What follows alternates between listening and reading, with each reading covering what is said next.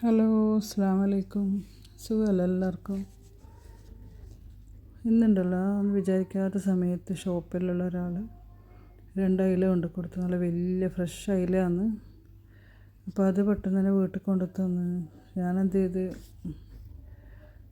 അത് ഒരയില എന്നല്ല, രണ്ടെന്നും കഷ്ണം എടുത്തിട്ട് ഫ്രൈ ചെയ്യാനും വെച്ച്, കുറച്ച് ഭാഗം എടുത്തിട്ട് മുളകിട്ട് നല്ല അടിപൊളി കറിയും ഉണ്ടാക്കി.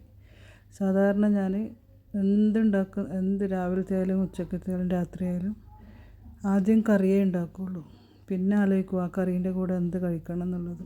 ഉച്ചക്കത്തെ നിർബന്ധമില്ല, അങ്ങനെ ചോറൊന്നും ഒരിക്കലും വേഗം വെക്കൂല.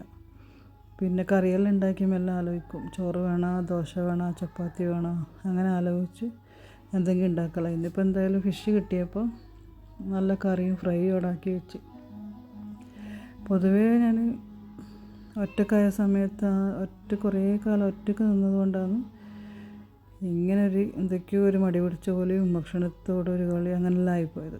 ഇപ്പം എൻ്റെ കുഞ്ഞുമക്കൾ അവർ വലുതായി വരാൻ തുടങ്ങിയപ്പോൾ ഞാൻ പിന്നെ ഭക്ഷണത്തിൽ കുറച്ചും കൂടി ശ്രദ്ധിക്കാൻ തുടങ്ങി. കറക്റ്റ് സമയത്ത് ഉണ്ടാക്കാനെല്ലാം തുടങ്ങി. എന്നാലും കറക്റ്റ് ടൈമൊന്നുമല്ല, എങ്കിലും അത്യാവശ്യം ശ്രദ്ധിക്കാനെല്ലാം തുടങ്ങി.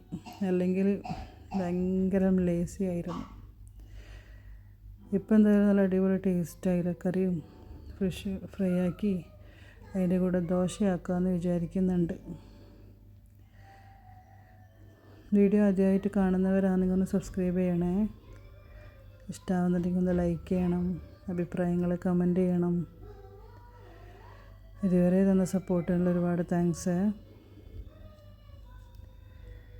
എന്നാൽ പിന്നെ അടുത്ത വീഡിയോയിൽ വീണ്ടും കാണാം ഇൻഷാ അള്ളാ.